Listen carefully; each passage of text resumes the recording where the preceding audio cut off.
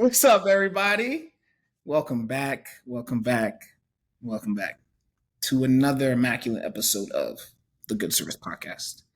I am your host, your loving host, Joseph Dunham, Joe D. Y'all know who I am. For those of you who are joining us for the first time, thank you. However you found us, Instagram, TikTok, wherever, referral, LinkedIn.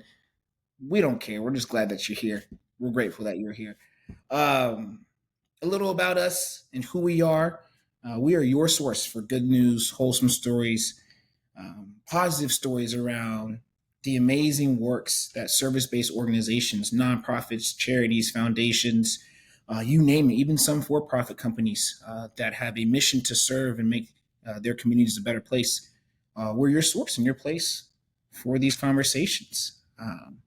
So thank you for finding us. Thank you for choosing us for our community and our audience, the Good Service Podcast family that continue to keep coming back and growing with us. We thank you for liking, subscribing, sharing, referring, and now on Instagram, you can repost things, which is kind of cool, a little dope.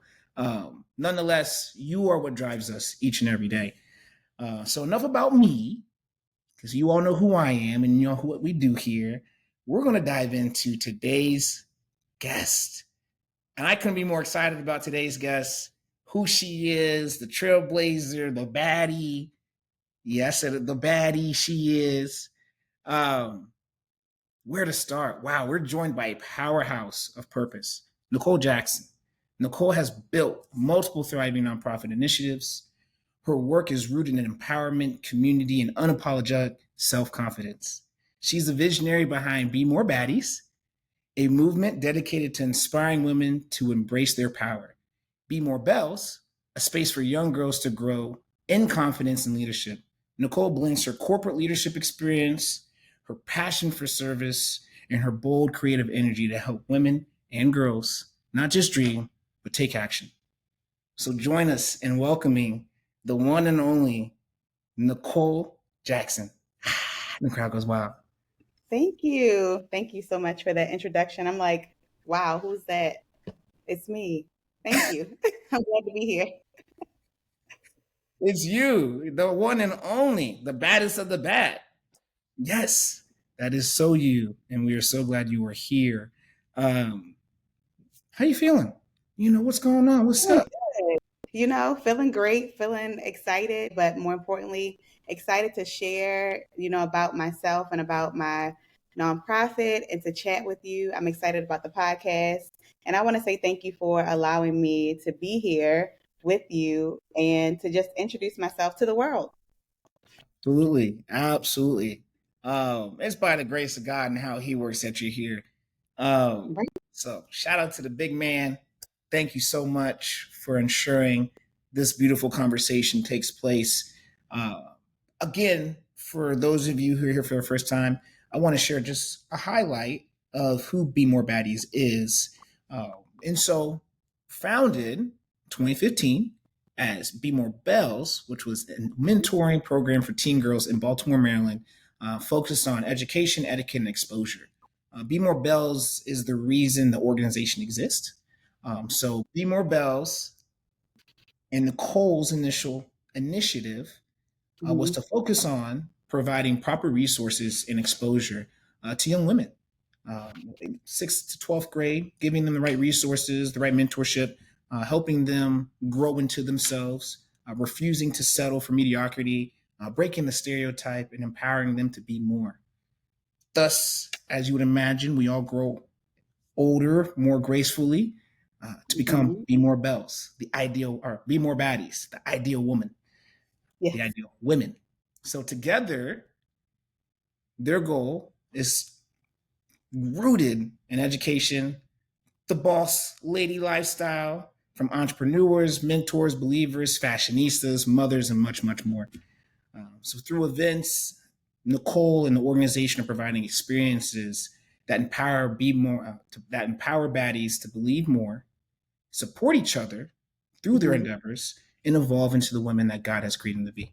So that's a little bit around Bemore Baddies. Yes. The Bemore Belles. We're going to dive deeper into that.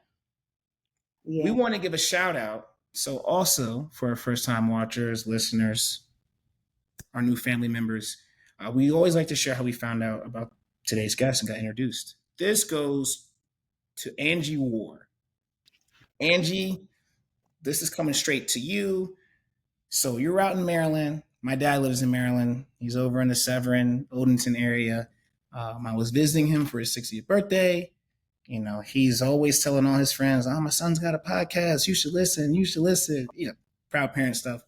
And you know, he's like, "Oh, I want you to meet somebody." Every time I'm in there, I'm meeting somebody new. And Miss Angie was like, "Oh, I've heard so much about you. I've watched the show. You know who you should talk to? Bemore Baddies. You know who that is?" And I'm like, "No, I live in Atlanta. I'm from Ohio. But hey, an organization that's doing amazing things and ensuring that those within their community has a better opportunity than what they originally had, sign me up. Who is it? Where are they?" So we're going through Bemore Baddies Instagram, and she's like, "You just have to talk to Necole. My granddaughter's a Bemore. She's a Belle herself. We love what Necole's doing, and you just gotta talk to her." So, Miss Angie, shout out to you for the introduction because it was in that moment. I'm like, all right, follow, DM'd Miss Necole. Like a week later, and we're here now. And we're here now. So, thank you for the introduction. And again, ladies and gentlemen, this is how the good service is going to serve and touch all four corners of the world. It's not without you all. So please send us a DM, send us an email. Hey, wherever you're at in the world, you know people are doing amazing things. You want to give them their flowers. Let's get them on. Let's do that. So, the good stuff. Necole, what we've been waiting for, what we've been talking about, texting about, all of it, it's right here. It's right in front of us. So tell us, how did you get to this point where you're at, you know, having not just the idea, but the execution and where you're at today from a service standpoint and Yeah. creating Bemore Baddies? So it started long ago when I was actually in college. So the people always ask, like, where did you get the name Be More Baddies from? And I didn't come up with the name. It's a great name, but actually it was given to me when I was a student at Howard University. So people knew that I was from Baltimore, and they knew that I carried myself a certain way. They knew that I dressed a certain way. So they were like, okay, Be More Baddie. And I kind of took the name and ran with it because it kind of made sense. So people always say, oh my God, you're from Baltimore? Like, they don't make girls like you in Baltimore. And I'm like, actually, they do. There's a lot more where I come from. So I kind of took the name and added the E so that it's literally Be More Baddies. But it wasn't until I was working a job that I hated. I was working in retail and I was really missing the time that I was going to be able to spend with like family during the holidays. I was working on the weekends. I was like burnt out. I was working hard. I was pushing. I was pulling. I was doing so many things that it really wasn't my purpose. So in that low moment, I was like, God, you have to help me here. So I created a curriculum and I sent the curriculum to multiple schools in Baltimore City. I got feedback from one and I went to meet with him and he was like, sure, you can bring your program to my school, which was an inner city school in Baltimore. It was a high school called Northwestern, which has since closed, right? So it was in that low moment where I was able to actually use my passion and momentum. Like I was like, I got to do something, to have the fire that led me into starting the mentoring program. So I would travel from Alexandria, Virginia, which is where I had moved to do my role as a manager in this executive team leader group in Virginia at this retail job that I hated. I would drive from there every Wednesday and I would drive to the school in Baltimore so I could meet with the girls. And basically, that's where I started my curriculum of empowering them and inspiring them to be more. I would have my friends come talk to the girls. You know, I was making sure that I was available via text message. So since then, thankfully, the program has evolved. But that's really how it started. It started from me being in a very low place and using that passion to push forward and start something that I was actually passionate about. Like I knew that was my purpose. It's so good. My gosh, it's so good. It's for me, it gets better and better because we had a previous conversation and smaller conversations up to this point. Um, but to hear like that the origin story, hmm you're like, wait a second, you took that. I took that personal. What do you mean? Yeah, Make girls like you in Baltimore? Hold on, I'm not the only one. We cut from the same yeah. cloth. Even now, I feel like the conversation about Baltimore, it never dies or hasn't died. Like there's so much discussion around, the negative things about the Mm-hmm. city, about the crime, about the different things that influence the negative media. But there's also a side of Baltimore that people don't see where there are a lot of Black entrepreneurs, a lot of Black businesses that are thriving, or businesses in general that are doing well, a lot of community initiatives, a lot of programs like Bemore Baddies and Bemore Belles that are making strides and making sure that people are evolving and having resources and tools that they need to be successful. So when I started it back, over 10 years ago, the mentoring program, I didn't really know as much as I know now. But the more Mm-hmm. that I, do community work and community engagement and collaboration, I'm getting introduced to so many other people who are actually about the same business that I'm about, which is actually inspiring and empowering people to be more than what people think about them. So I am just a seed planter, and there's other people who are also planting seeds. Yep. And I'm thankful because this seed brought me to this place with you. Absolutely. Come on. What? You Yeah. better listen. Oh my gosh. I don't know what to do with my hands. For y'all watching, you'll see. You already know I'm an animated guy. I'll be all over this little screen. Um, but again, it just there's so much there. There's so much there, and I'm gonna pin a few things, and we'll come back to it. hmm But I would love for you to share. As I in the opener, be more bells hmm are the youth, the young ladies from 6th grade to 12th grade, and then you be more baddies, right, as they become young women and are world leaders and changers of today, wherever they are at after they go through your program. So we'd love just to hear a little bit more around the curriculum. hmm What does that look like for the bells? What does it look like for the baddies? Um, and how often you're engaged? Because I know you're not even living in Baltimore anymore. So to still have such an impact and the dedication to be there, hmm event Yeah. after event after event, would love Yeah. for Good, right? Like God is really, really good because I had no idea when I started the program that I would be living in a whole nother place and still doing the program. So I think it's important to definitely call out the difference between the baddies and the bells because it gets confusing, especially if you're just learning about the program. So Be More Baddies are the women. So those are professional women, those are entrepreneurs, they're business women, mothers, wives, single women. But we all have a similar interest, which is, God and an aspiration to be more. So those are the women. And then there are the bells. The bells are girls in 6th through 12th grade. So they apply to be in the program, they attend our events, and then they evolve once they graduate out of the program, graduate from high school into being a baddie. So that's kind of like the difference between the two. When it comes to the curriculum has gone from a 9-month curriculum to a 6-month curriculum. And depending on the year that you enter the program, you can focus on things like financial literacy, self confidence, college and career readiness, but also things that aren't always taught in the classroom, right? The like things that are in the Bible, like the fruits of the spirit.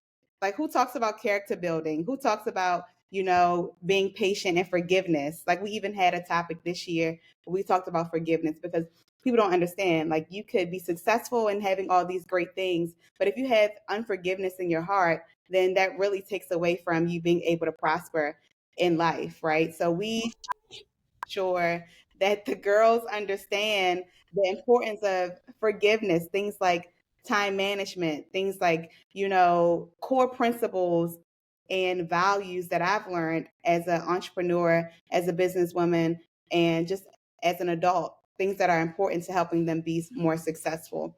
So that's really important. I think every year that we start the program, we start the year with a theme. So, and that goes for the baddies too. Like God gave me a theme this year that He makes all things new. So that's the theme for the baddies. And then the theme for the Belles for them this year going into the school year, which we just had our event last week for the back to school brunch, is head high and heart full, mindset, motivation, and mental health. So that'll really carry them through the school year. So it really is whatever God puts on my heart, and then I run it past the board, of course, to get the okay. But I'm thankful that God allows me to use my experiences and things in relationship with Him to develop a curriculum that changes lives for the better. Just, like, wow. It is. I, I'm curious about the shift from 9 months to 6 months. Mm-hmm. We'll dive into that. But again, the intention behind the curriculum Yeah. and the themes as well. I Mm-hmm. love. I love that. I'm a former athlete. There's a lot of other athletes in the world that I've enjoyed learning from and seeing from a distance, and that's one thing. Even as in sales, right? Is like, how do you being self-starter? We talked about it a little bit at a high level before we got on, but how are you going to motivate yourself? Discipline is going to be what drives this machine and Yes. gets you to your goal. But at times, like, what is the theme? What's the motif? As a team player, it's the championship. Okay, how do we galvanize each other and wrap our arms around each other to get towards that? And so I love that you have themes for both the baddies and the Belles. Yes. Um, that is just so cool. That is so dope. Again, like in my research, I didn't find that. So I'm learning something new in this moment. So thank you for educating me. Of If you're course. not learning, you're not living. And I'm alive. So Period. thank you, Necole. Um, these are professional women. So you go from mentoring the youth, which I want to circumvent and say that that's easy to do because it's not always. Mm-hmm. That's the Um, hard part, actually.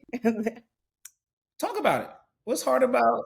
Yeah, I think for me, or for us, when you have something that is extracurricular, so this is not mandatory to be successful, and that's what I tell the Belles. Like being a part of the Bemore Belles mentoring program does not guarantee success. It doesn't give you a high school diploma. It doesn't give you any. You don't have to do this to be successful. Whereas they have actual obligations. Like they have to go to class, they have to go to school, they have to do sports, they have to do certain things. So I think when it comes to Bemore Belles, it's an option. Mm-hmm. And so they're not always going to choose to log on. They're not always going to choose to show up. So that's why the partner with the parents is so important because they're not always going to be motivated or disciplined at that age, right?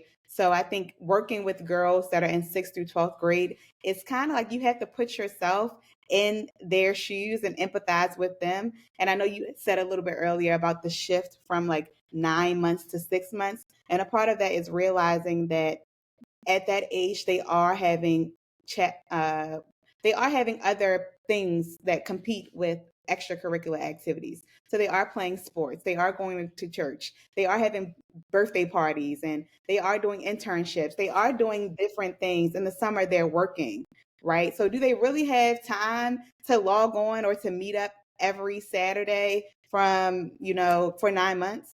Possibly not.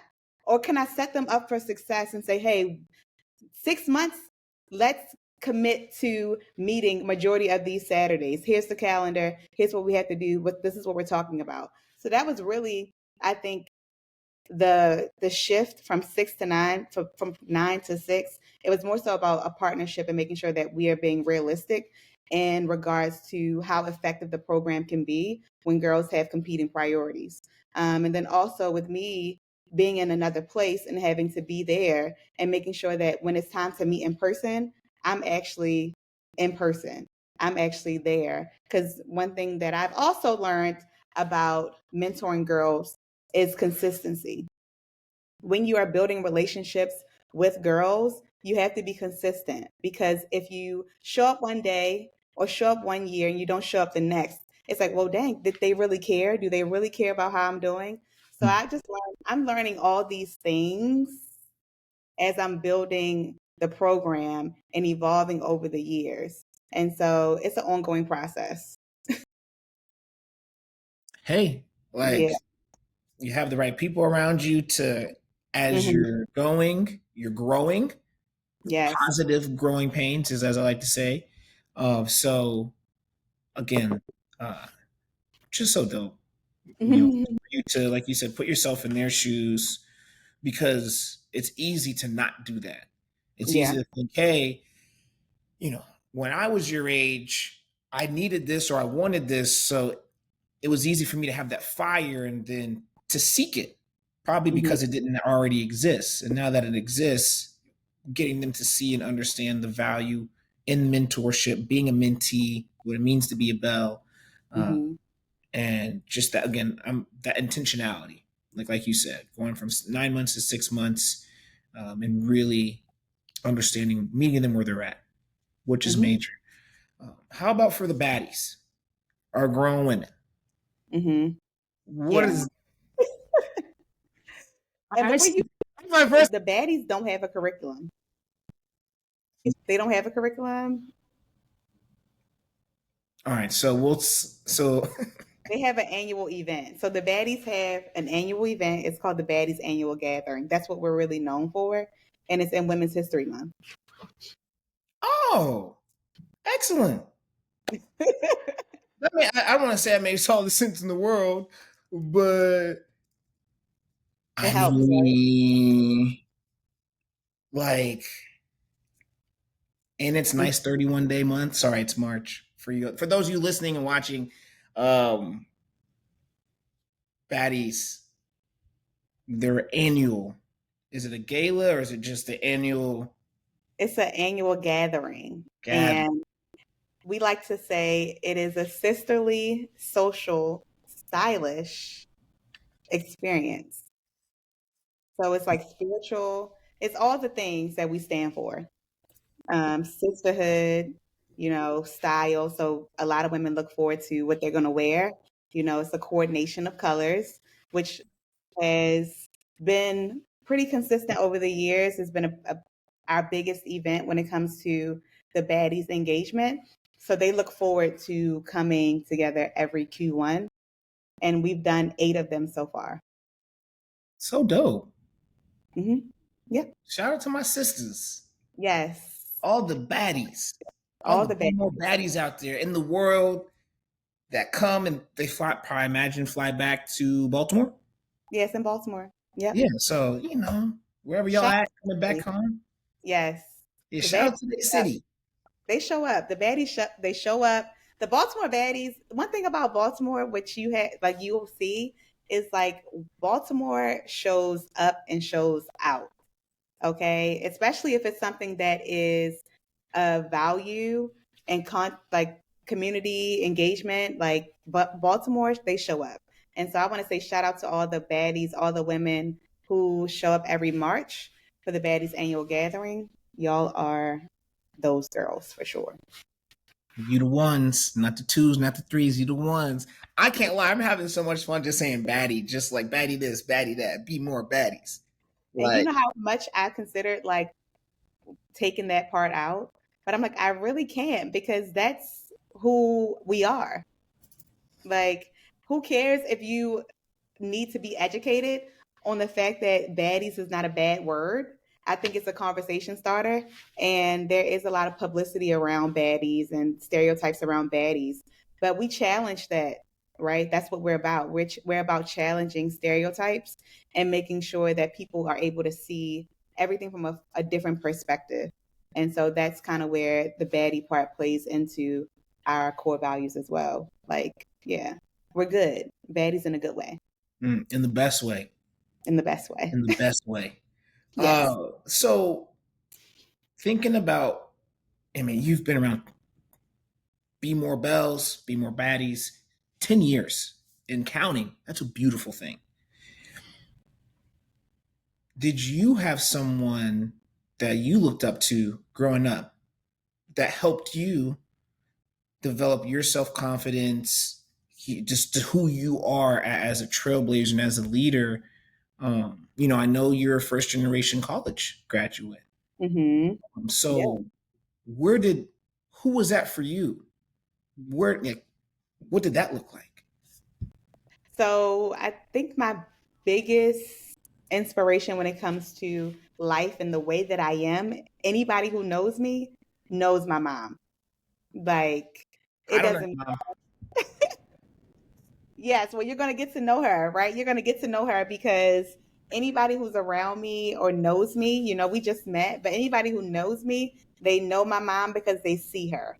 That is a part of my story. That's the reason why I have been, she's the reason why I've been exposed to different opportunities, to different schools. If I ever tell my mother that I want to do something, she's more than likely going to support me 100%. So whether it's going to Howard University, whether it's starting Bemore Baddies, whether it's hosting an event, anything that I do, my mother has always encouraged me to go 100% for it. The reason why I have so much confidence is because she allowed me to be myself. I was raised in a two-parent household where church on Sundays was something that we always did. Education was important, even though I was a first generation college student. My mother knew the value of education and she made sure that I was going to go to college, right? So that was not an option. So am really because of her. And that's a part of my story.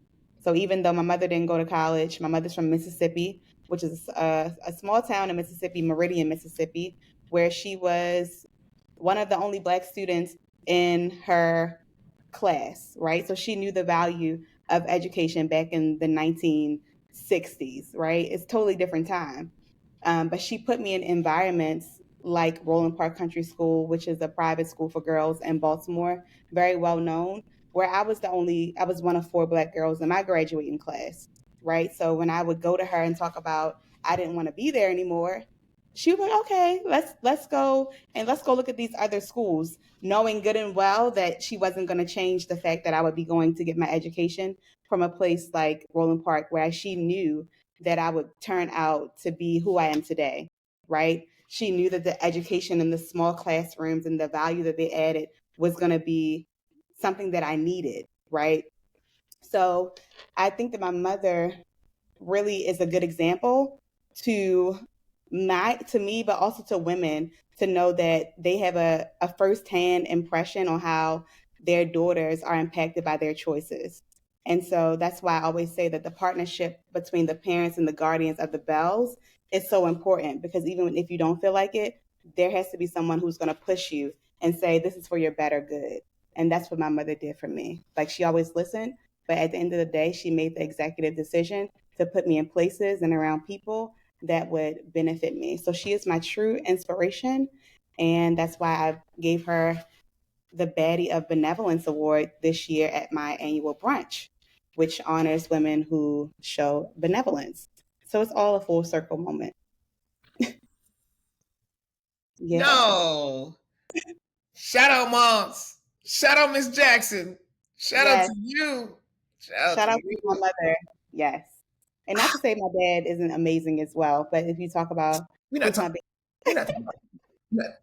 The question right, was, who inspired you, and it who was my. inspired me is definitely my mother. Yes.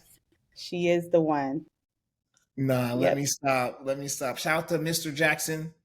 Yes. Shout out to you as well. You know, again, like, I can only imagine how proud they both are of you. But it's so cool for you to have the relationship you do with your mother, Hmm. and not just to give her that award. That Right. award is a culmination of all the years you've been on this life, and again, you've seen her walk that allowed her to talk the talk, right? Like you said, make that executive decision. And so, um It's so it is so Yeah. good.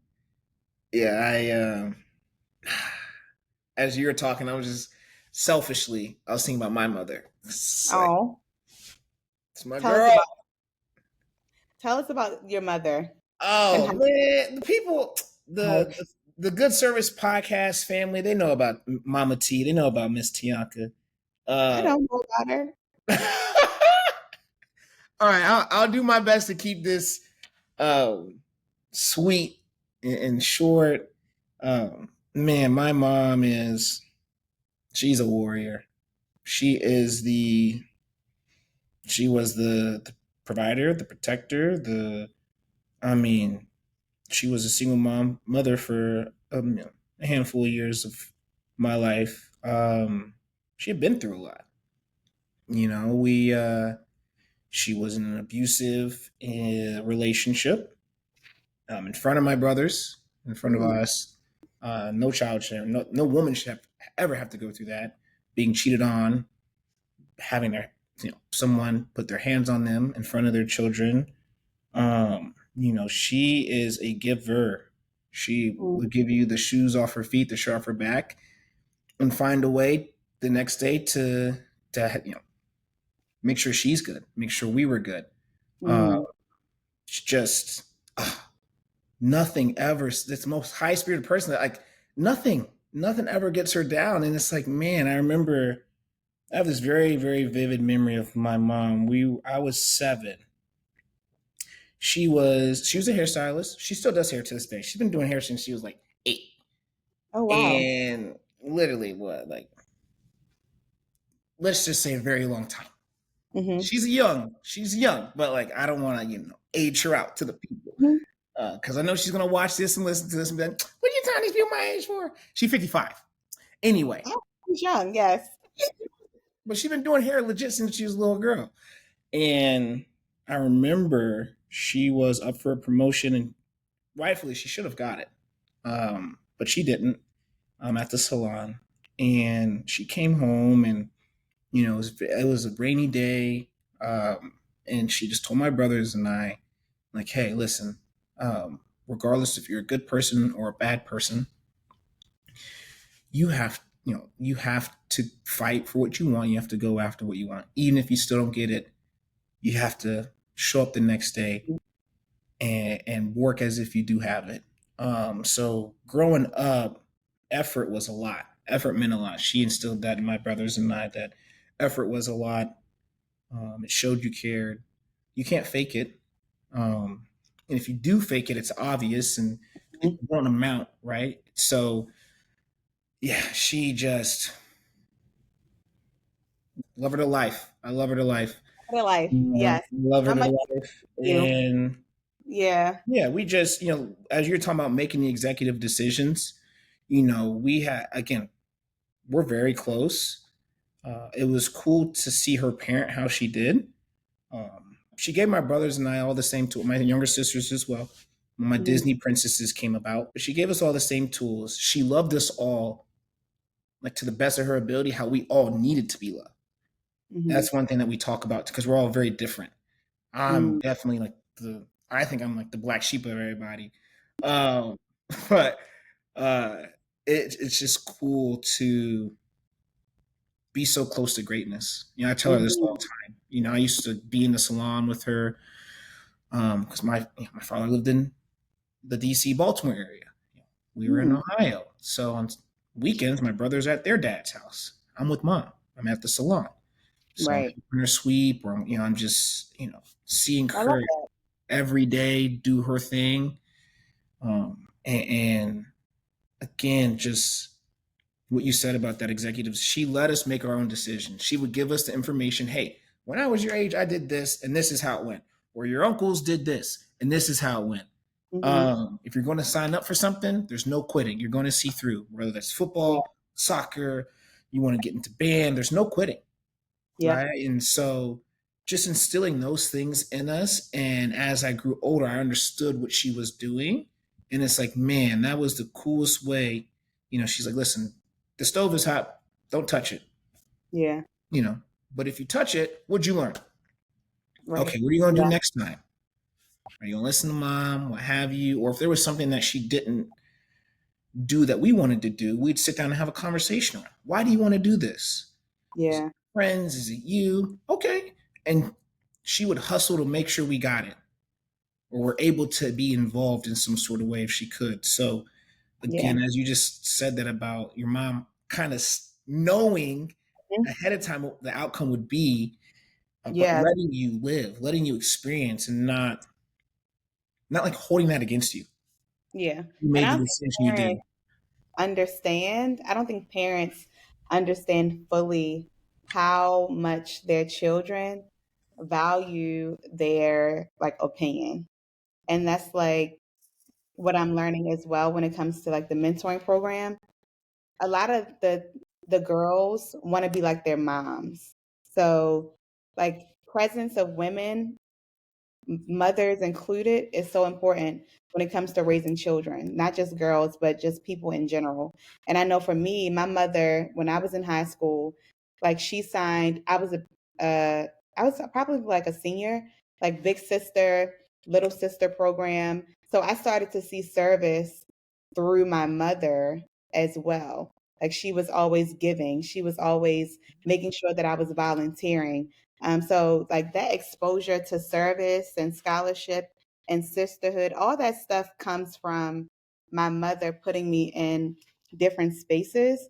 And that's why this program exists, because I was able to see how it impacted my ultimately my upbringing. And I wanted to give other girls the same exposure that I got from my mother. And hopefully they'll take it and do what they will with it. Well, oh, so good. Ooh, Mhm. you're planting the seeds. Yes. And you know, right? Like some, I pray that you see the fruits. Hmm. Uh, but Yes. as we do this work, a lot of organizations in this world, as they do the work, sometimes we may not see it, but we do the work faithfully, knowing you just got to know and have that faith. You Yep. know, faith is the substance of things hoped for. So as you are working and have these little girls in mind and the younger Necole and your girlfriends, your little bells you grew up with, you know, you that now you're like, this is who we've always been. Hmm. Uh, so, you know, I just again I'm excited for you to continue on your mission, the impact that you already have. Again, you've been around 10 years. Bemore Hmm. Baddies, Bemore Belles, 10 years. That's a big deal. Major deal. You've been impacting lives for, you know, a good bit of your life. So, you know, and Hmm. that's only going to keep going and keep growing. Um, but again, thank you for sharing Miss Jackson and for giving me the floor to talk about Mama T. Girl, girl, uh, she be giving me a headache every now and then, but That's what mothers do. it's how that goes. Uh, Hmm. talk to us about one thing I really love that you brought up a moment ago, a couple of different times, is the relationship with the parents. So, how detrimental is that to the success of the Bells? Oh my gosh. The parents are essential. Like without the parents, the program isn't at all able to be as successful as it is. And it's not just parents, it's grandparents as well. I know we met through one of the grandparents of the Bells. It's the guardians, whoever is in the Bells community is so Mhm. important because they are the ones who are bringing them. They're the ones who's making sure that they're being held accountable. There's they're the ones who's making sure that they're even in the program. A lot of the girls, they don't drive, they're between the grades of 6 through 12. So, of course, some of them do have the option to drive, but a lot of them are being brought by their parents, their guardians, their grandparents. So, what we like to do is make sure that we're on the same page with the parents first, making sure that they know the expectations of the program, they know the curriculum, and that they know that that's something that they want their child to be involved in, um, because they have to have skin in the game, Yep. right? So they have to be like, okay, yes, this is what I want. I'm all for it. And if you don't have skin in the game, if you don't really want to partner with us, then the Belle ultimately is not going to be successful. Because if she's not attending all of the programs, the workshops, and getting the exposure that she needs, then ultimately it's no benefit of her. So I think that having the parents on board is one of the key factors in the Belles' success. And this year, we actually had an end of the year celebration where the Belles relied heavily on their community to raise their fundraising goal. And it was up to them to advocate for themselves in their program, to tell their parents and their communities why they should be a part of the Belles' larger community. And it was through that I was able to see that parents and guardians and grandparents are really bought in and invested in what we're doing through the Belles. So I'm thankful. I am extremely thankful to the parents, extremely thankful to the grandparents, the guardians, and those who make sure that the Belles are not only present, but also engaged in the different initiatives and workshops that we have set for them throughout the course of the program year. Guardians. Guardians. Mom, dad, granny, auntie, uncle, big bro, big sis. Godmother. Yes.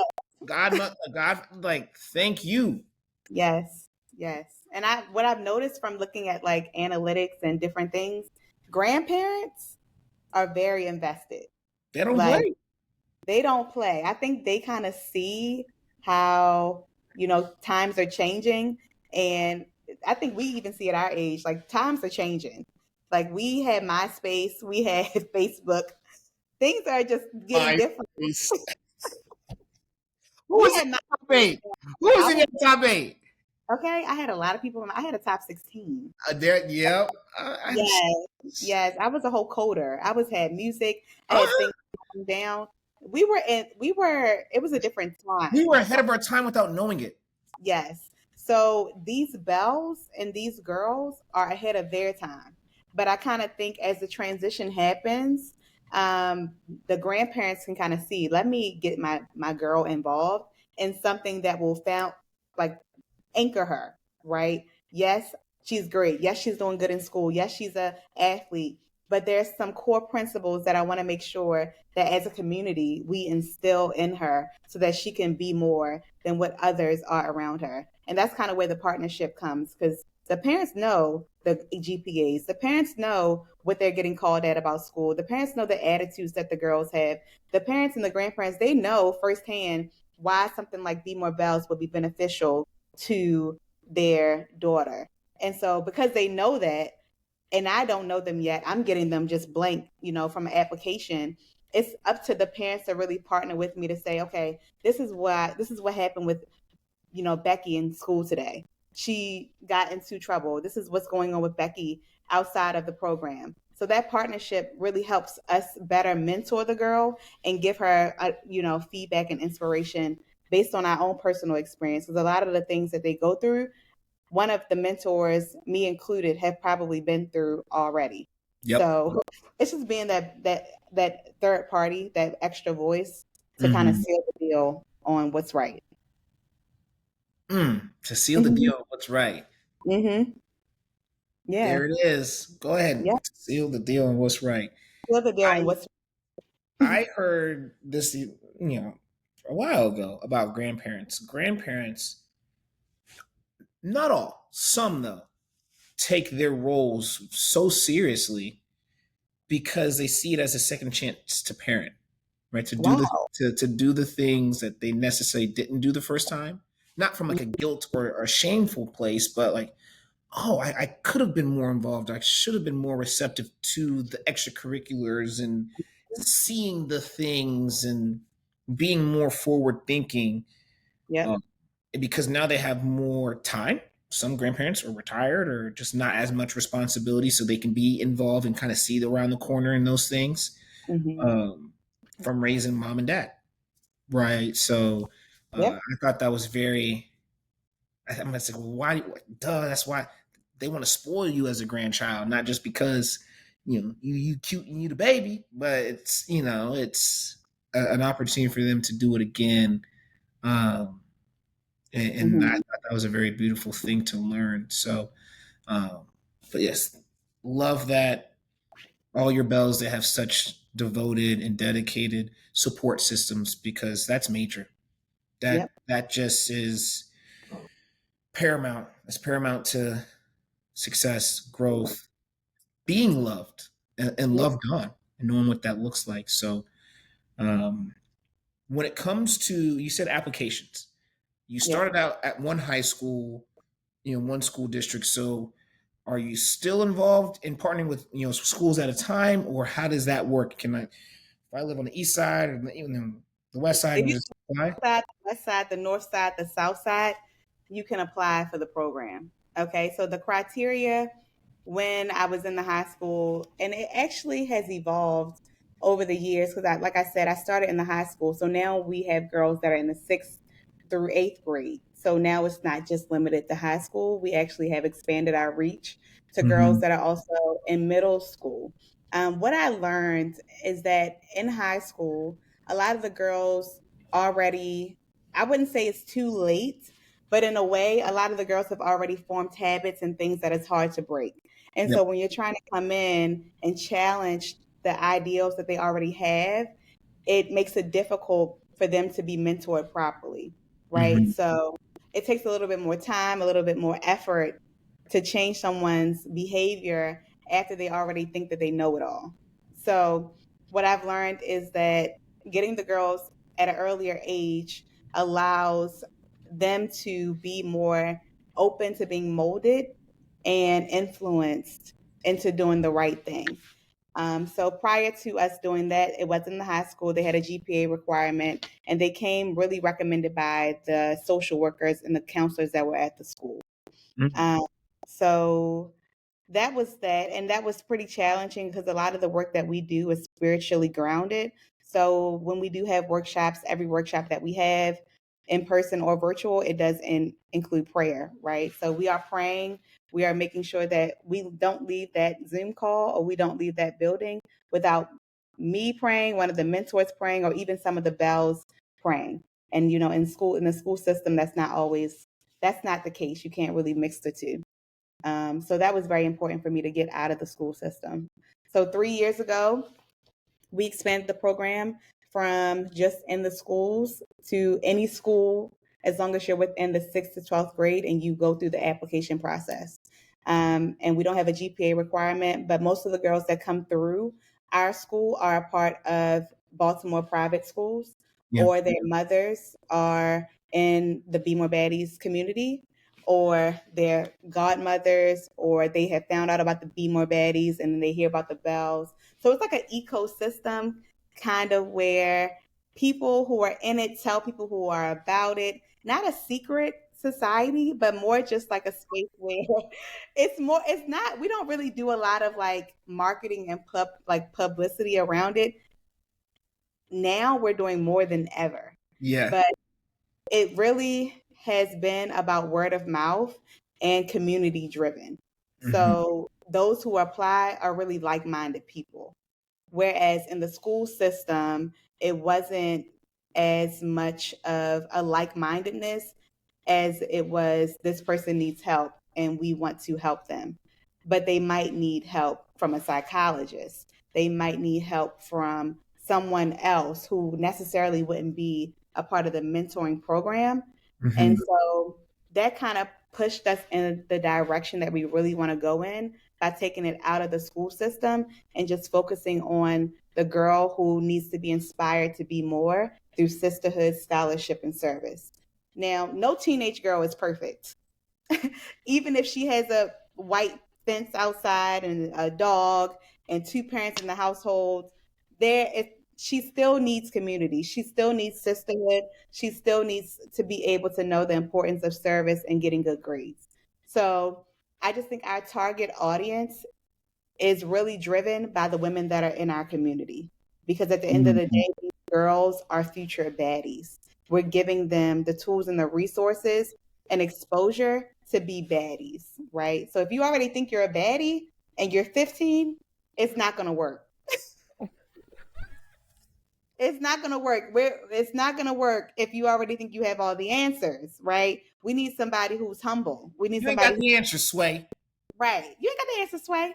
So yeah, so I think that's how it's changed over the years from moving out of the school system to making it independent of the school system and just focusing on a target audience of girls in 6th through 12th grade whose parents, guardians, all those make them come into our program. And what we have also implemented that has seemed to work really well is every year for the last 3 years, we've had a Belles back to school brunch. And a lot of the girls who come through the back to school brunch are filtered in the program because they get first dibs on the applications. And that's how it really works. So I always tell people, if you're interested in being a part of the mentoring program, a volunteer or whatever the case may be, the first way to do that is to come to the Belles Back to School brunch, because that'll give you an idea of what we're about and also give us an idea of a little bit more about who you are as a person, a baddie or belle. So, Drops mic. There it is. There you have it. Ladies and gentlemen, boys and girls, listeners of all ages. yes, That's what it takes to be a baddie. That's how yes, you join and become a baddie. A belle that's, from a belle to a baddie. The Chronicles. You heard it that's here it. first. Also baddie, the becoming. I don't know if you've used that before, but it's yours. We did. Of course. we, I'm sure. I'm sure. we did. It's called the Um, yeah, that's our rites of passage. talk to us about this past brunch. I know you and I had a great conversation, but how'd it feel? Year 3? Year 3. So brunch is our brand. So I'll say that. So we're known for our brunches. So the Belles brunch has only been 3 years, but like I said, the Bemore Baddies annual gathering has been going on for like 8 years, and that's been a brunch. So we're known for brunches. We actually have it down to the T. So if you know anybody who speaks about Bemore Baddies, they're going to mention the brunch. That's just what we do every year. It's the thing. So we thought it would be a great idea to give the Belles the same experience for free, right? So the Belles get a full day from 10 a.m. to 2 p.m. They get a full day of exposure. So this year we had, our theme was head high, heart full, mindset, motivation, and mental health. And we had a personal branding workshop, we had a time management workshop, and we had a mental health panel. So the goal for the brunch is to get the girls prepared to go back to school with all the tools and resources that they need internally to be successful. Now, I know people are giving away backpacks. I know they're giving away pencils. They're giving away all these things, but we're giving away things that money can't buy, right? So that's why it's important for us to have the support of our community so that we can make sure that these girls go in with the real resources that they need to have their heads high and their hearts full. And what makes this initiative so great is that our community, the baddies, really show up. So all the workshops, all the panels, everything is done by women. So we've had, this year we had a time management workshop that was done by someone named Ashley. She graduated from Spelman. She is a entrepreneur. She has a storefront stationery company called the Paper Herald in Baltimore, right? So any stationery desires, needs that you have, that's the girl, right? We had the time management. No, that was time management. We had personal branding done by Brittany, who is over B Lux, which is an event design agency. So she's an entrepreneur. The girls love to see entrepreneurs. Every year they're like, we want to know, how can I be an entrepreneur? That's the way that the world is going. That's what they want to see. That's what we give to them. These women are entrepreneurs. They're leaders in their industry. Then we also had our keynote speaker, Brittany from B360, which is another nonprofit that focuses on STEM education through dirt bike riding, right? Yes, she's dynamic. She works for NASA. She talked about her story working with NASA as the only Black female on her team and how she used her education to launch her initiative, B360, which is dynamic, right? So we had her. She was our keynote speaker. And what really takes us over the top is our mental health panel. I asked the Belles this at the actual event. I said, raise your hand if you've had two doctors or two mental health professionals that you could just ask questions to at any moment in your life so far. There was no one. But not only did we have two, we had six professionals. We had a pediatrician, a licensed social worker, right? We had licensed social. Yes. Six of them. Yes.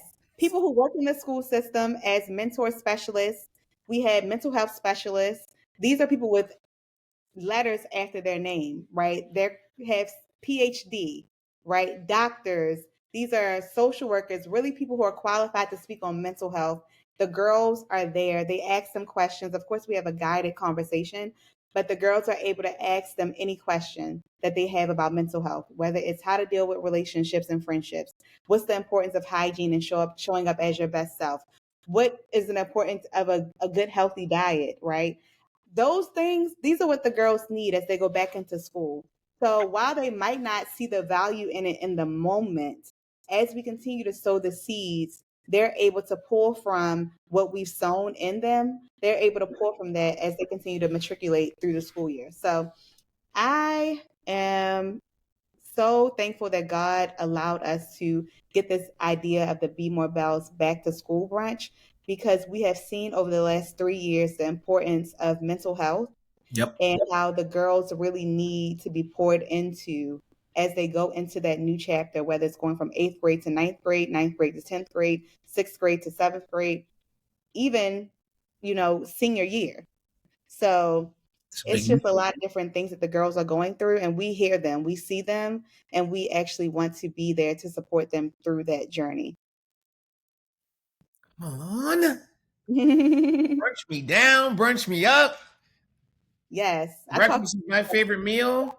Yes, and they Yeah. get brunch. Like that's the whole thing. Like you don't just get like a piece of bacon. Like no, Oh, we you sent the video. I saw. I mean, I'm like, they're eating good, y'all. they're eating good. And this year we actually had partnered with one of the local businesses, Frank's Barbecue. So they had a barbecue brunch, which was phenomenal. So it's just like it's all these things take money, but they're able to have this experience for free, right? We're not asking them to pay anything. They're able to show up as themselves, show up, just get to know people, mingle, and get tools that they need for school. Like this is really what it's about. So we're excited. We're actually excited about this. We have 50 girls this year, and we're continuing to grow and making sure that the more girls we can impact, the better. Come on, let's go. Yes. Mhm. That's what I'm talking about. All Yes. right, we're moving into the next part of the show. Okay. For those of you who are new here, you're hilarious. You said okay.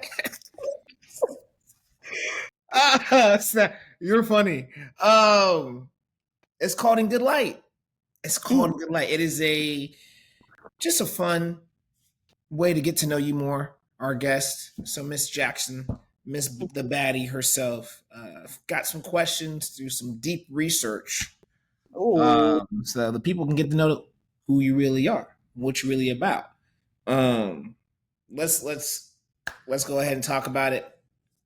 The Baltimore Ravens. Oh, love them. They actually play here on Saturday, and I'm gonna go see them preseason. Okay, who's your favorite all time Raven? All time Raven, I would say Ray Lewis. Yeah, I mean, I feel like Ray Lewis is a legend, and the team at his when he was actually on the team, they were all amazing. We went to the Super Bowl, we won, but like his iconic dance, like that whole thing, that that he's that guy. Have you been Ray Lewis for Halloween or like any sort of costume party? Would you ever? If it, I don't celebrate Halloween, so it would have to be, a random and something that would make me dress up. But I do have a jersey. Ray Lewis. Oh, so perfect. Yeah, I'm sure there's Jersey parties going down. You just throw it on. You hit the dance too, or you? Yes, I would definitely hit the dance. Yeah, I would hit the dance. I'm a little crazy like that, so I probably would hit the dance. Yeah, you are hilarious. All right, your current favorite Raven. I think everybody's current favorite Raven is Lamar Jackson. It's got to be. Yeah. And I would say he's my cousin, but then I would be lying. But we do have the same last name. So I think there is some type of relationship there. I would say you can't 23 me no more because they're getting sued. They've been lying to people for years. Uh, but maybe you got some folks from where he from, and you know what I'm Okay. saying. You know what I'm saying. But yeah, Yeah. I mean, shout out to Era 8. He's the my younger brother is a massive Ravens fan, and Oh. I love me some Lamar Jackson. He's transcended the game. He's like, this generation's Michael Vick. Mm. And he just needs to get a Super Bowl. I need him to get. I'm not even a Raven. I love good football. I need to see my brother get the. I need him to get not just get there, but to win a ring so people can shut up. That's the prayer. That's the prayer. That's the So prayer. I love it. Two great answers. Two very just okay. She knows ball, and she gonna go. She knows she talking about. She knows she talking about. All right. So one thing I love about Baltimore is the food. Mm-hmm. So, what is your favorite meal, and where's your favorite place to go for that meal? Okay. Got a lot of places people don't know unless they're from Baltimore are going to be listening to this, of course, supporting you. But for the people that are all around the world, get them hip to what's going on. Baltimore is phenomenal for food. Especially Now, get right. especially I feel like people talk about the crabs, the seafood. Oh, Like we love crabs. I love crabs, and when we say crabs, we're not talking about crab legs. We're talking about blue crabs, Maryland crabs, crabs that you crack open, seasoning, all the things. Um, Places to go for crabs. I would say Costa's Inn, which is really good, far out but pretty good, and Conrad's. Those are my Conrad's. That's how I know you from Baltimore. those are my two favorite crab go-to places. I would highly recommend that if you are interested in trying crabs, that you would go to those places. But that's not my favorite all-time food. My favorite all-time food is fried chicken, and in Baltimore we have a thing called the chicken box. And anybody who knows me knows that I'm a certified chicken head. So I will I love chicken. I just do. That's just the reality of the situation. Hey, go talk that talk. Let them Yeah. know. And my favorite chicken box, although there are so many places where you can go and get a chicken box, I have two places that I would love for everybody to go and try. So the first place is Royals.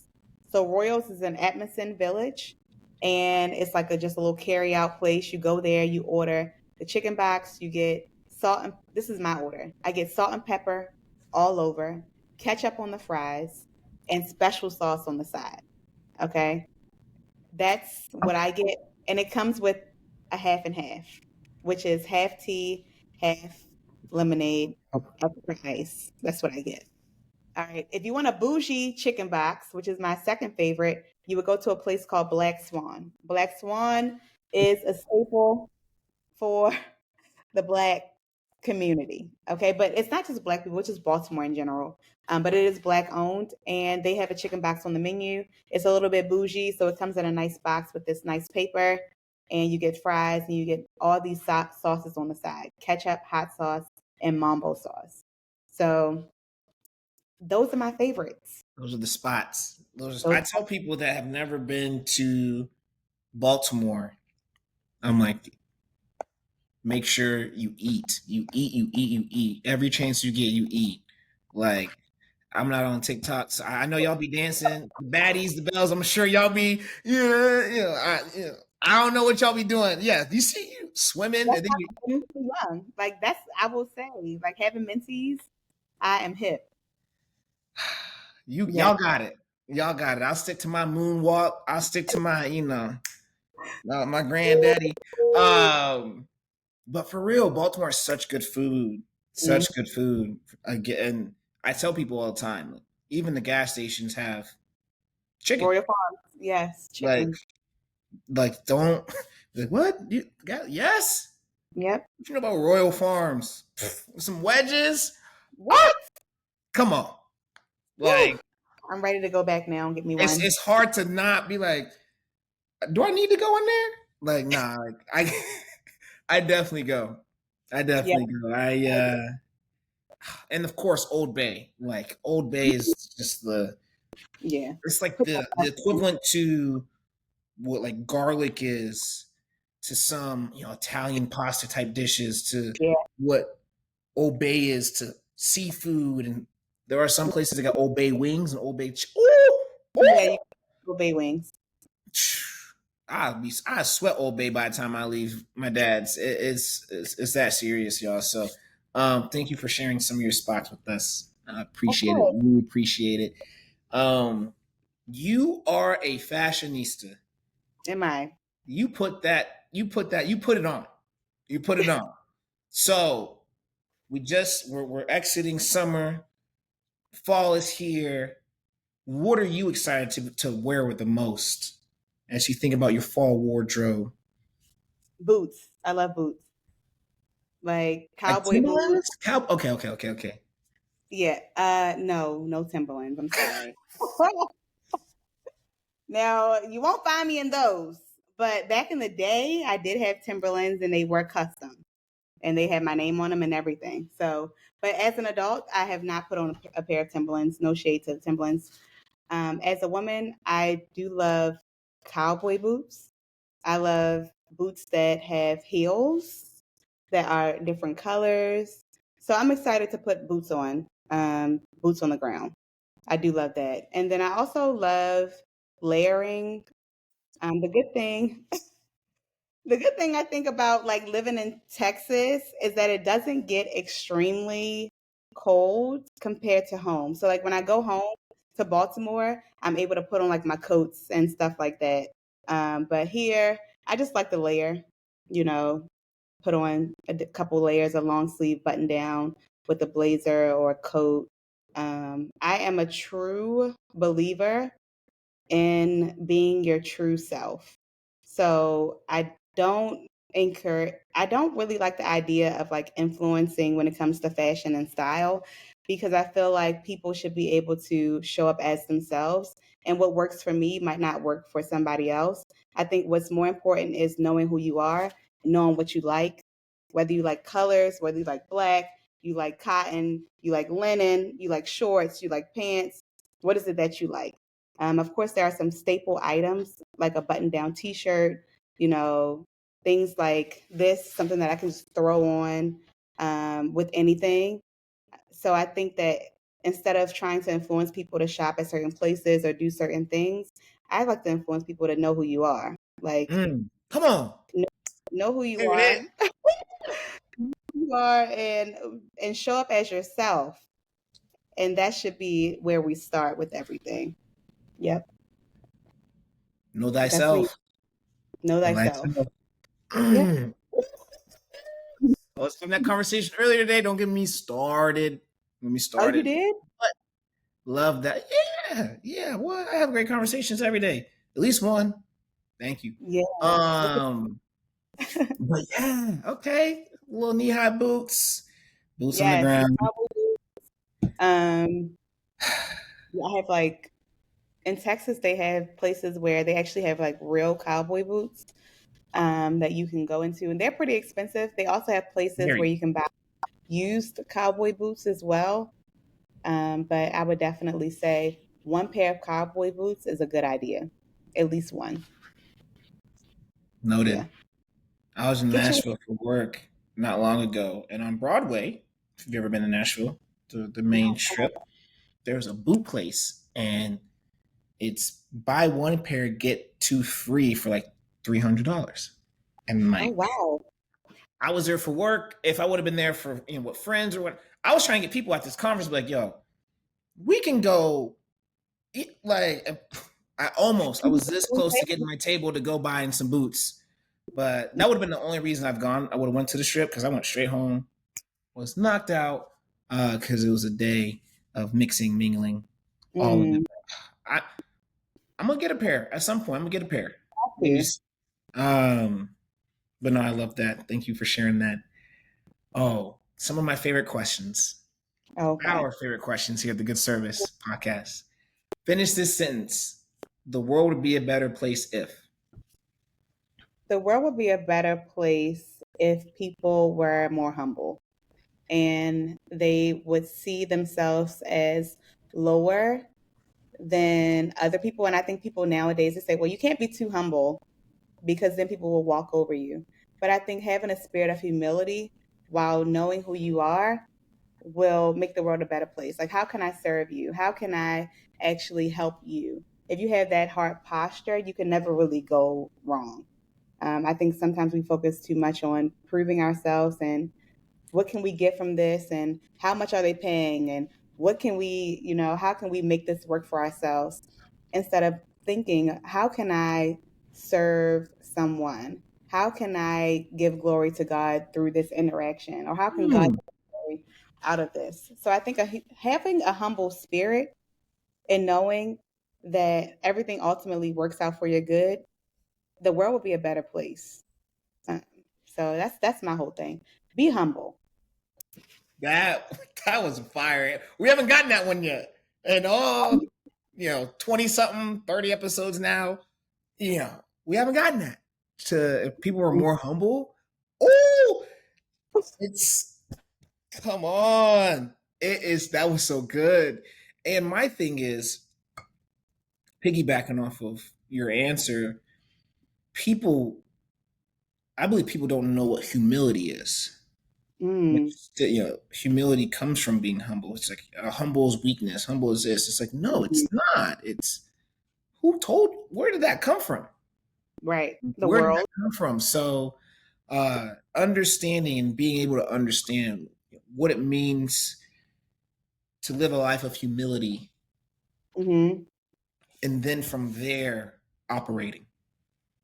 So, Yeah. shout out to you. Shout out to that answer. Ooh, that was good. Uh, that was bad. That was That was bad. that was What is bad. y'all? That was What is bad. y'all be doing? Y'all be doing this?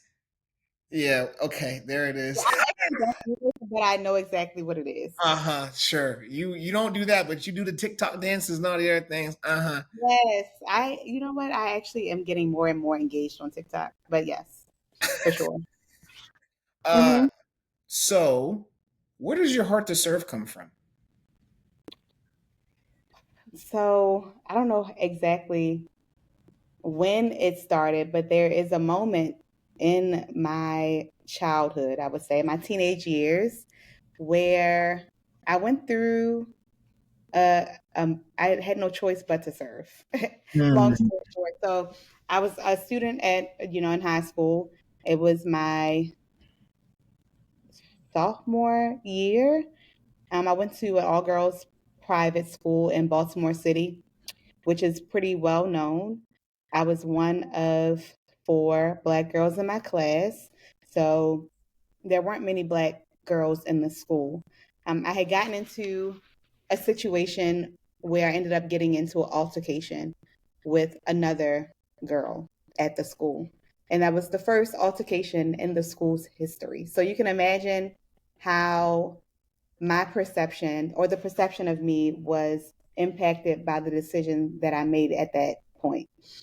So I was suspended from the school for 2 years. Thank God they did not put me out. That was the favor of God on my life at that time, looking back at it, because I could have easily been expelled from the school. So, a part of my stint, my 2 week time, I had to do community service, which is something common that, when you get suspended, I think you have to do community service. Not sure, but that's what they required me to do. So, for a week, I served the homeless at a homeless shelter. I served them food. And I really enjoyed it. Like, I was like, okay, like being a people person and being able to talk to people that are homeless, I think that's where the humility part came in as well. It was like, you know, an eye opening experience Yeah. that really Yeah. taught me the value of serving others. And so from that moment where I was doing that for a whole week of serving through the homeless shelter, it just continued on. Like, there's never been a time or a year where I didn't serve or ask, how can I serve? And what I've learned is that so many opportunities come out of serving. The people that you meet, the places that it'll take you, even speaking to like this podcast and meeting you. And you don't do it for that reason, but it's just a natural reaction that when you sow seeds, you reap a harvest. So that when you serve, God Mhm. gives you back, what you've sown. So I talk to the girls about it a lot of the times about how God will use an something that you did that you are embarrassed about, and he will give you literally, he'll praise you in that same situation. Like, I was awarded an award for my service. I actually have it right here. I was given an award from my school. I was the second person to ever receive this award for my community service and work that I do through Bemore Baddies, right? And when they called me, I'm like, hold up, the same girl who was suspended, the same girl that y'all probably thought would be nothing, I am now Talk about able it. to, speak to my girls about how God can still use you. And that's really, people think, oh, she doesn't go through anything. She's just got it all together. No, I am able to have my organization and to be able to mentor others because I have gone through a lot of things. I have learned a lot of things. So my heart of service and my humility comes from the ability to know that it can all be taken away at any moment and that I'm no better than the homeless person, Yeah. right? Like, I'm no better than that person that I served food for who didn't want the spaghetti because it had red sauce. Like, Yeah. who do you think you are? You aren't you homeless? You should be eating anything that we serve. No, you have a voice too, right? Right. Right. Right? You able to be bold too, right? Like, same thing for me. I'm picky. So who am I to say that the homeless person shouldn't be picky as well? So I think I'm able to actually use my experience in serving to empathize with others and to tell others about how service can actually be a positive in the trajectory of your life. That's why it's one of my pillars for the organization. Come on now. Come on now. Mhm. Heart to serve. Ooh. Let's go. Yeah. Again, no, I was having that conversation today with the friend. Shout out to Jordan Nikasaki, my brother. Oh my gosh. Just my brother in Christ. And the conversation we had today was literally, The God's going to same use you. God's going to use you. Like, thing. so good. Um, all right. Last question for In Good Light. What's your definition of good service? There's actually a scripture that let me see, that I want to make sure that I get it right. It talks about the good works. We, And are you familiar with that scripture? this is your moment. Okay. I have an idea of what it's going to be, but I won't know until you. But Mhm. Yeah. I think it's Matthew 5:16. So it talks about, in the same way, let your light shine before others, that they may see your good deeds and glorify your Father in heaven. And I think when I think about good works, there's good by definition, and then there's good by like how God defines what good is. Um, and a lot of people are busy working, but the good works thing for me is very peculiar because it reminds me of the work that I do for God. So when I hmm, think about good works, I think about being obedient and doing the good works that He had in mind when He created me, right? So for me, good works is serving through my program with Bemore Belles and Bemore Baddies. That's good works because that's what God created me to do. That's the vision that I believe He gave me. And it's good because it's God. So when I think about good works, I think about obedience. I think about doing things that God has called you to do and that ultimately bring glory back to God. So that scripture talks about, doing good works and giving God ultimately the glory. So that's what I think about when I think about good works. Like, is this God or is it just good? Like, is this what he told me to do, or is this just something that I feel like doing? Right. Right. So I try to measure my good by God. Like, is this God? Is God here?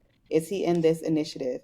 Even if it's a good idea for me, because to be honest, as an entrepreneur and as a creative, I get good ideas all the time. I get great ideas all the time, often. Honestly, I get good ideas all the time. I just got an idea randomly. It could probably make me like $1 million. But I'm like, is this God? Like, is this what God is telling me to do? And what he ultimately told me is that until you maximize on what I've already given you, you don't need to do another good thing. Like, you need to do what I have already provided for you to do to the maximum capacity. Like, is Bemore Baddies where I told you to take it? Is Bemore Belles where I told you to take it? Or is it good? Because I know by people's standards, they say, oh, Uh, good job, good job, good job. Yes, but is it God? Right? So there have been things where we've hosted events and done things that were good, but I had conviction because it wasn't God. Or are you going to do this event again? And it's kind of hard to explain to them why I wouldn't do it again, because some people have a hard time separating good from God. And that for me, when it comes to my endeavors, it's always together. You know what I'm saying? So my good works really is like, okay, is it God? Is it bring glory to God? Is he being glorified? That's my good works. preach, preach up. You own it. You own. You hey took off on it. Woo! I tell y'all, man. Y'all, I know y'all hearing this and seeing this. Obviously, that is. We haven't gotten that answer either for a definition of good service, good work. Mm.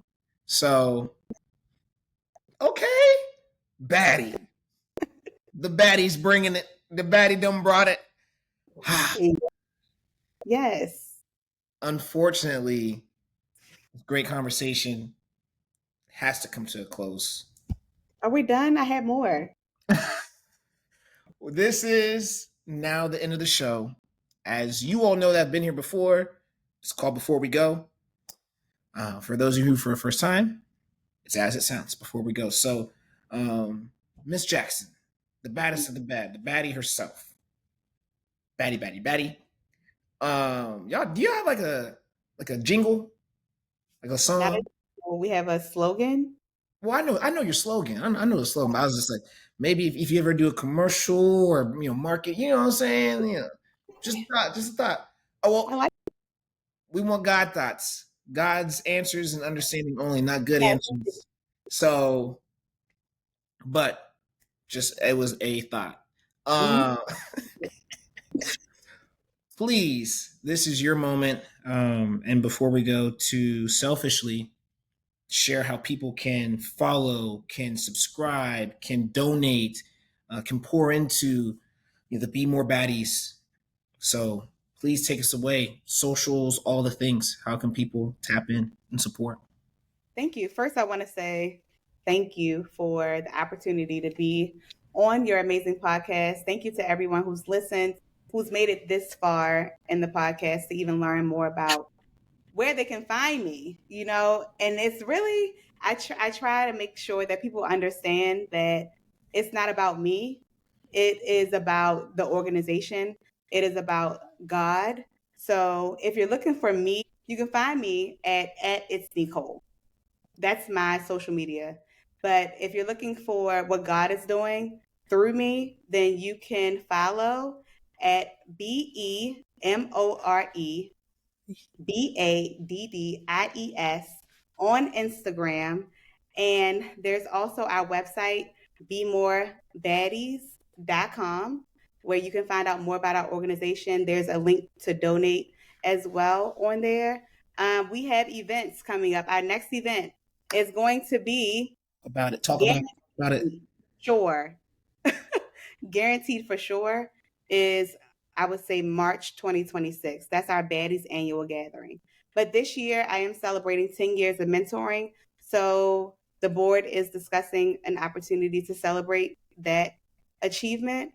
So I would say follow us at Bemore Baddies and stay tuned for what's to come. Y'all heard her, Miss Baddie herself, the baddest of the bad. She said it. Y'all heard it. Instagram, Bemore Baddies. Website, bemorebaddies.com. And it's as it sounds. It's what you think. It's BEMOREBADDIES. Bam. You're welcome. And we'll have that in the write-up. As you know, donate, follow, pour into this amazing organization and what they've been doing for 10 years. They're going to do for 10 more and 10 more and 10 more after that. All donations are tax deductible. So you can let your money back, y'all. Yep. It's just later. Yep. So donate, it'll come right back. So everything is tax deductible. But we always like to say, if you're in the Baltimore area, definitely you can donate money, but you can also donate your time. If you are an entrepreneur, if you have a skill set, if you're a professional and you would like to get in front of our girls, you can also do that on our website via the contact tab, and we will connect with you. Amazing. All right. This is the closing remark. What is on your heart for the people? On my heart for the people is that God loves you just the way that you are. A lot of us are striving for perfection. When I say a lot of us, I'm including myself, right? Me too. Yes. Me too. But what I had to realize is that God loves us imperfectly as we are. And as we continue to serve and as we continue to be humble and as we continue to really build a relationship with God, we start to change and we start to get to know ourselves a little bit better. That makes us want to please God more, right? So don't strive for perfection. Instead, strive to be humble. Strive to get to know God more and strive to be who He ultimately created you to be.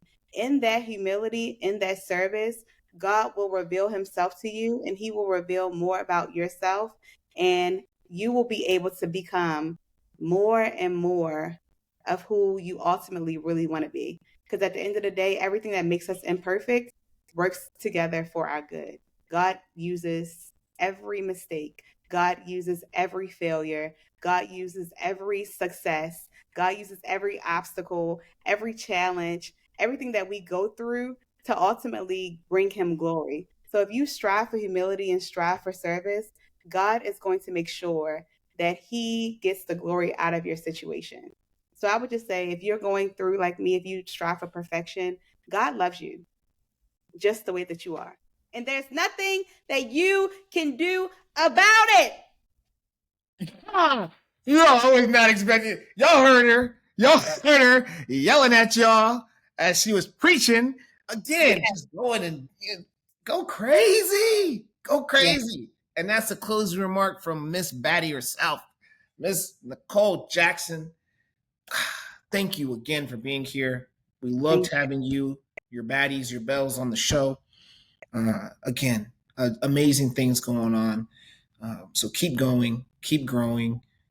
I know you'll keep God first, and He's going to keep His guiding hand on each and every one of you as you continue to serve. So thank you for such a beautiful closing remark.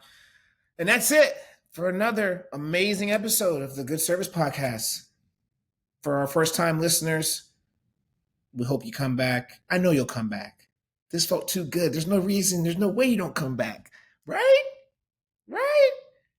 So we love you. We thank you for joining us for the first time. We do hope to see you again. Reach out, comment on YouTube, on Instagram, on TikTok. What'd you love? What didn't you like? Talk to us. because we want to talk to you and we'll keep serving you, bringing you wholesome stories, good stories, positive news, because the world is unfortunately inundated with negativity, gloom and doom. But not here at the Good Service. We highlight folks just like Necole and just like her beautiful organization. So thank you for joining us for the first time. Our family that continues to come back. Thank you for the referrals, the reposts, the subscriptions, all the things. Again, we would not be here without you. So that is it until next time. I love you. We love you. Peace.